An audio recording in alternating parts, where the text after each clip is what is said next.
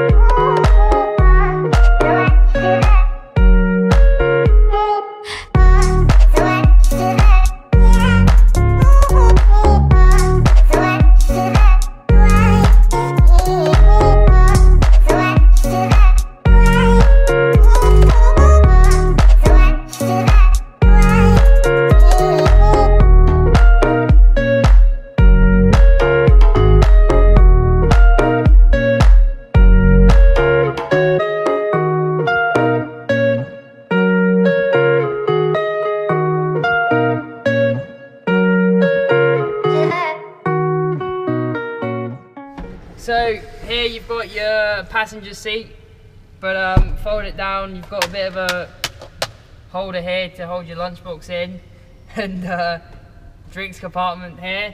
And then this area here is just for holding odd stuff like GoPro mounts. It normally does get a bit fuller than that. So starting with the floor, what we've got here is our exhaust brake, and then obviously our clutch, brakes and throttle. The exhaust brake is definitely something that we think is a really good design and what is a really good thing to have. You can do a trip on the road like hauling trailers and hardly touch the brakes at all. That is the majority of the time is how I stop.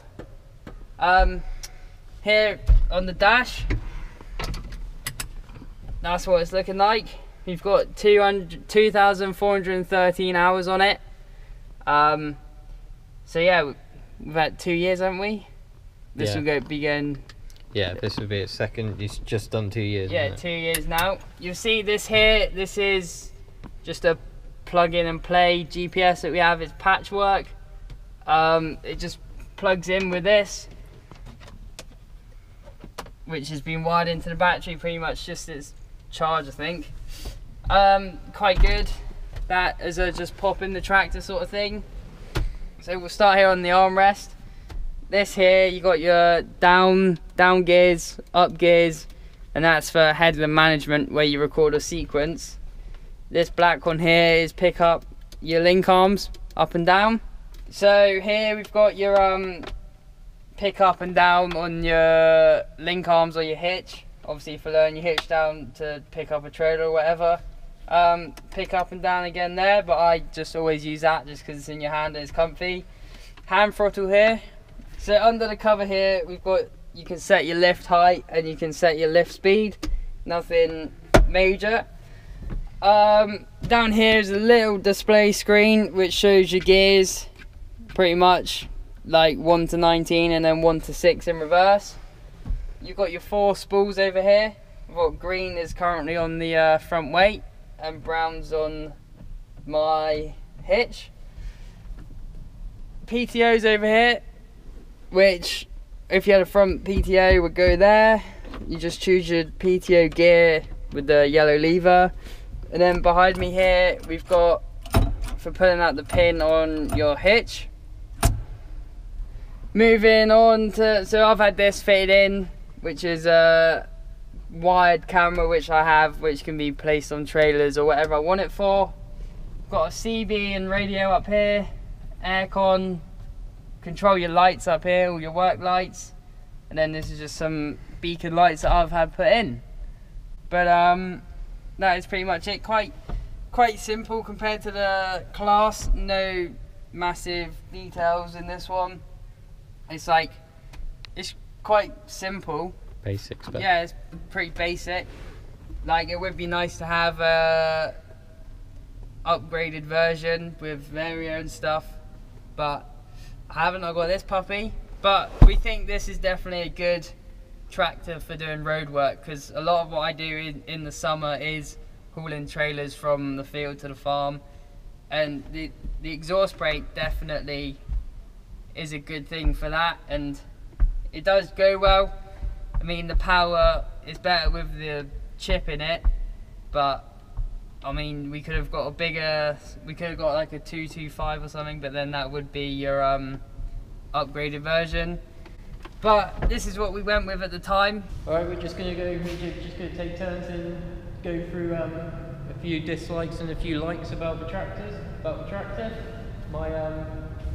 One of my dislikes is probably the shuttle, in the fact that it's like going from forward to reverse. It sort of has like different gear ratios, so then it's sort of like when you go from forward back to reverse, it like sort of you have like a delay, and it's just sort of a bit of a faff when you're digging spuds and turning around on the end of fields on headlands, because it when you flick it back, you just want it to change, but you've got to sit there and wait for a bit, and sometimes it starts to like sort of, it takes too long and rolls back a bit. But as one dislike, probably my other dislike would be if you go around the back,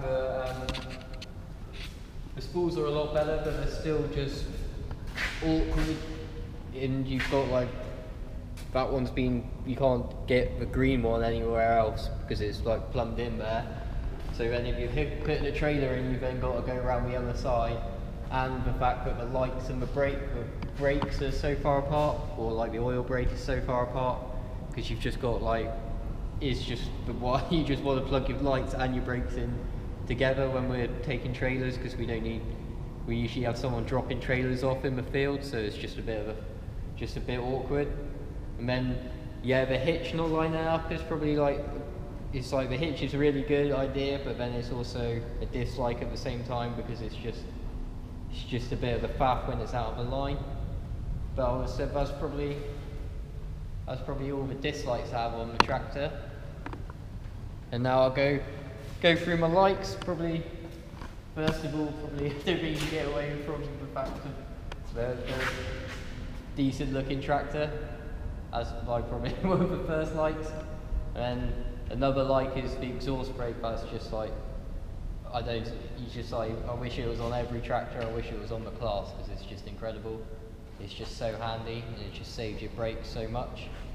And I just think it's brilliant. But like would probably be the sort of like, it's a sort of a basic spec cab, but it also but it doesn't feel like really basic. It's like, it's comfortable at the same time as being basic.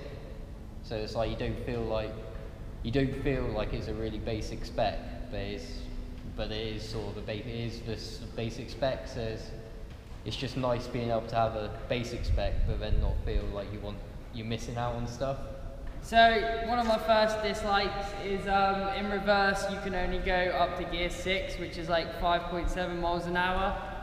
When we're digging spuds, we tend to reverse back down the hill, and if you've got reverse a long way, you just decide to turn around and go forward, down, which like seems simple, but it's just a bit like annoying at times. And like when you're reversing across the yard or something, and you're like revving it flat out, and you're like hardly moving anywhere. That's probably one of the worst things about it. Like Ben said, the spools, it's a bit awkward to use. Obviously, like, that's a bit of a picky subject, but it's like, it would be easier if they were spread out a bit more like this. You can't get the bottom pipe out here. Obviously, these pipes for the front linkage are a bit different to normal. You can't get that out by getting the top one out. And I feel like it's a bit close together, but then the brake pipe's all the way down here, which sort of doesn't really make sense. Another dislike would probably be, it's not a dislike, it's just a bit inconvenient, would be the hitch. Obviously, if you can sort it out like we have multiple times, but yeah, it just does get a bit annoying really over time. So I'll move on to my likes now. Definitely think it's a good looking tractor, especially sort of from this angle. Like, it looks apart, it looks really good.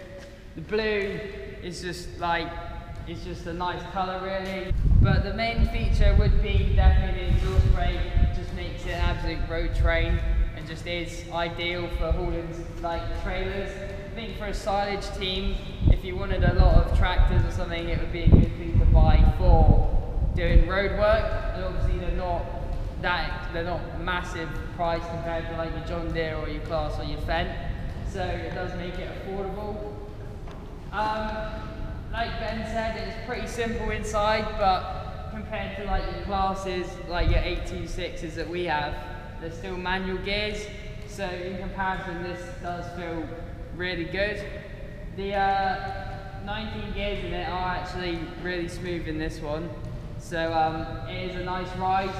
The cab, like the seat and everything, is a smooth ride, so yeah, it's pretty comfy really. Alright guys, that's it for today's video. Thank you for watching. Hope this has been a helpful review if you're looking at getting it, or just interested if you're interested in the tractor. So hopefully you found it interesting. If you've enjoyed the video, we'd appreciate if you could like and subscribe. It would mean a lot to us. And then if you got any more comments or questions about the tractor and want to know, hopefully one of us will get back to you in the comments and try and answer your questions. But yeah, that's it for today. Thanks for watching, and we'll see you in the next one.